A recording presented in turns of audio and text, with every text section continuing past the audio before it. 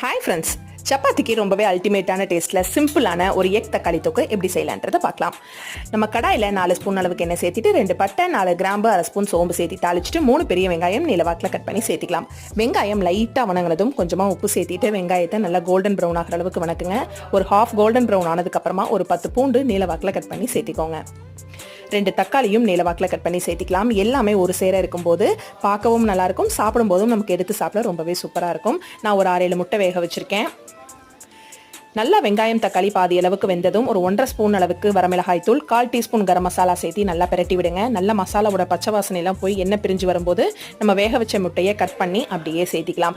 ரொம்ப முட்டை உடையாமல் பிரட்டி விட்டுட்டு கடைசியாக 2 கொத்து கருவேப்பிலை சேர்த்திட்டு சுட சுட பரிமாறுங்க. ரொம்பவே சூப்பராக இருக்கும். இந்த சப்பாத்திக்கு இன்னொரு காம்பினேஷன், வெங்காயம் நல்லா நீளவாக்கில் கட் பண்ணிவிட்டு உப்பு, லெமன், கொஞ்சமாக சாட் மசாலா, கொஞ்சம் வரமிளகாய் தூள் சேர்த்து பிரட்டி சாப்பிட்டு பாருங்கள். சும்மா அல்டிமேட்டாக இருக்கும். ட்ரை பண்ணிவிட்டு எப்படி இருந்துச்சுன்னு சொல்லுங்கள்.